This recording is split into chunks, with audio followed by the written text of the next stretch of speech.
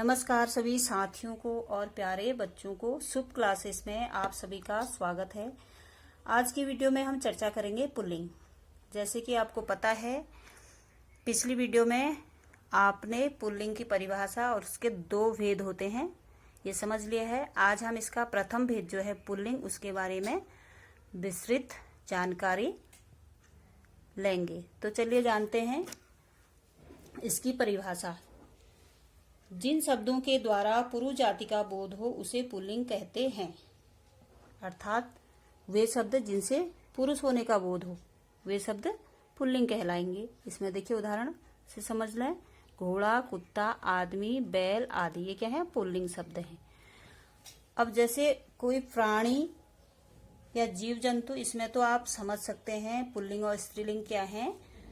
लेकिन जहां पर कुछ वस्तुएं, दिन, महीने, नदियां, पहाड़ ये चीजें आती हैं तो ये इसमें भी कुछ चीजों को पुल्लिंग में रखा गया है और कुछ वस्तुओं को स्त्रीलिंग में। तो इसको पहचान करने के लिए इसमें हम कुछ देखते हैं, इसकी जानकारी कैसे हम इन्हें पहचानेंगे।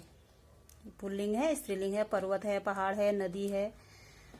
तो देखिए फर्स्ट जो है अकारात्मक शब्द हैं। जिन शब्दों के अंत में आ की मात्रा लगी हो, जैसे कपड़ा, जाड़ा, पाला, लोटा आदि। अब आ की मात्रा वाले शब्द तो बहुत सारे होते हैं, लेकिन उसमें क्या नियम है, अकारात्मक शब्द होने चाहिए। ऐसे सेकंड नंबर में देखिए इकारांत शब्द। अब इकारांत शब्द हो और उसमें क्या शर्त होगी, देखो जिस शब्द से व्यापार करने वाली जाति का बोध हो। और व्यापार करने वाली जाति का बोध हो अर्थात कैसे होगा, देखिए जैसे माली, धोबी और पुजारी क्या है, व्यापारिक शब्द हैं, यानी कि व्यापार करने वाली जाति। पुजारी क्या है, पूजा करता है मंदिरों में। धोबी क्या है, कपड़े धोता है।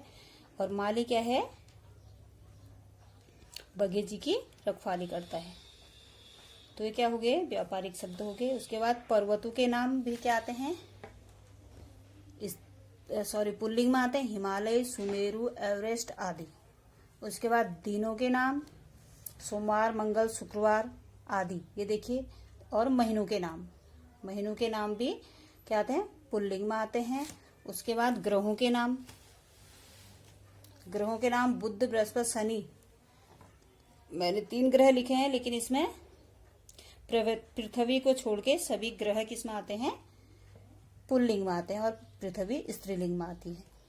और रत्नों के नाम हीरा, मोती, पन्ना, मणिक, मूंगा ये सब क्या है, पुल्लिंग में आते हैं। और देश और सागरों के नाम, देशों के नाम भी क्या आते हैं, पुल्लिंग में आते हैं। और सागर के नाम क्या आते हैं, पुल्लिंग में आते हैं। उसके साथ साथ जो नदियां होती हैं उनके नाम आते हैं स्त्रीलिंग में। तो सागर के नाम किस में आएंगे, सागर, हिंद महासागर, अरब सागर ये क्या हो गए, पुल्लिंग हो गए। और शरीर के नाम भी किस में आते हैं, शरीर के भी कुछ भाग, पूरे भाग में आते हैं पुल्लिंग में, कुछ भाग आते हैं पुल्लिंग में। कौन कौन से होते हैं, हाथ, मुंह, नाक, कान आदि ये पुल्लिंग में आते हैं। और कुछ भाग इसके स्त्रीलिंग में आते हैं। इसके बाद जल, थल, भूमंडल आदि ये सब पुल्लिंग शब्द होते हैं।